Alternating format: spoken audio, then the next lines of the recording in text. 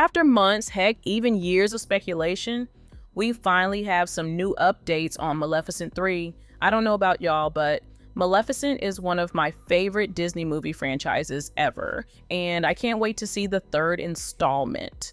Both movies were spectacular, and something tells me the third one's going to be even better. So let's dive right into it. We'll start by talking about certain storylines that happened in the last movie and how they set the stage for Maleficent 3. Then we'll go over everything we know about the plot, cast, production status, release date, and of course, that trailer we're all dying to see. First things first, in the second movie, we finally had a glimpse into Maleficent's backstory. Turns out she's not the only one of her kind, and there's an entire race of fairy-like creatures called the Dark Fae. The difference is, not all of them have Maleficent's powers, since her abilities come from the Phoenix herself. I think this part is really important because, as we all know, Maleficent gets shot by an arrow and dissolves into ashes. And when Aurora's tears touch her ashes, we see her revived as a literal phoenix, meaning that there's a good chance we haven't seen the full extent of Maleficent's powers. In the third movie, I'm guessing Maleficent will discover her true potential and what she's capable of. She might also reconnect with the Dark Fae, learn new things about their mother, origins, as well as her new powers. Like, was that resurrection a one-time thing, or is Maleficent immortal now? The third movie got to give us all the answers we're dying to know. Another thing that we need to talk about from the second movie is the ending. As you may remember, at the end of Mistress of Evil, Maleficent gives her word to Aurora and Philip, saying that she will return to baptize their future child. Say whatever you want, but this is the moment I've been waiting for since the start, because it will finally show Maleficent's character development and create a full circle moment, which I'm very fond of. In the beginning, we've seen her cursing Aurora when she was a baby, and now she'll pay them a visit to bless Aurora's baby. She's come a long way, and that moment will be so emotional, I'm telling y'all. Just prepare your napkins, you'll need them. What worries me is this: in each movie we have a villain. So who will be the villain, and what will they want in the third installment?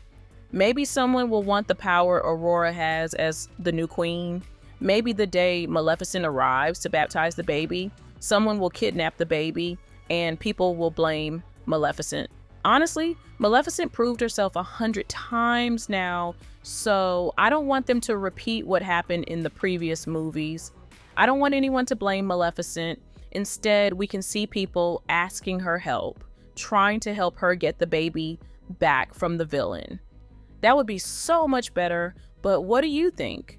Another thing we might see is Maleficent not being there to baptize the baby, and that might happen not because Maleficent forgets such an important day, but because something happens to her.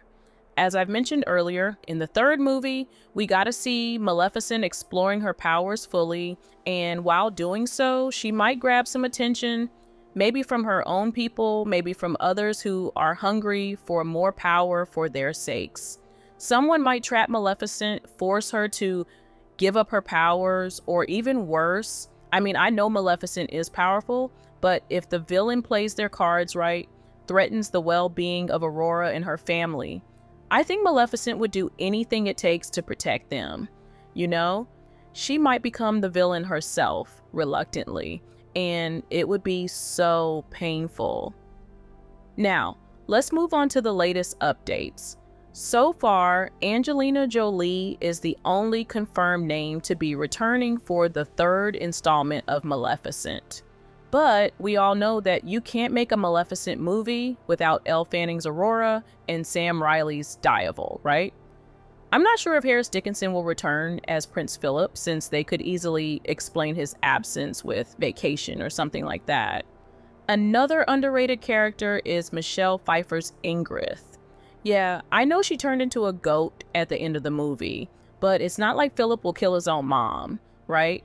So he and Aurora probably decided to keep her around the kingdom, and who knows, she might have learned her lesson just like Maleficent, and in a moment of weakness or desperation, Maleficent might turn her into her human form again to get some extra help. And I'd honestly love to see Ingrid on Maleficent and Aurora's side instead of having her as the villain. What about the production? In 2023, Angelina Jolie gave us the best news saying the third installment is happening. And as of March 2025, they started to write the script. Joachim Ronning, the director of the second movie, is expected to return since he never said an official no to the question whether he's interested in directing the third movie or not. Now, let's take a look at the release date. When Angelina confirmed the third movie, we all thought late 2025 or early 2026 would make sense. But now that we know they started working on the scripts in March, I find it quite impossible. This movie requires tons of special effects, and that alone needs 6 to 12 months to come up with something proper, you know? So sadly, I think we'll have to wait till late 2027 to watch this movie, but fingers crossed we'll have it earlier. I'm expecting them to drop the trailer in summer of 2027 to build excitement. Now it's your turn to let me know about your theories. What will happen in the third installment, and are you planning to watch it or not? Let's discuss in the comments below, and after that, you can go and watch the video on screen. Trust me, you'll love it.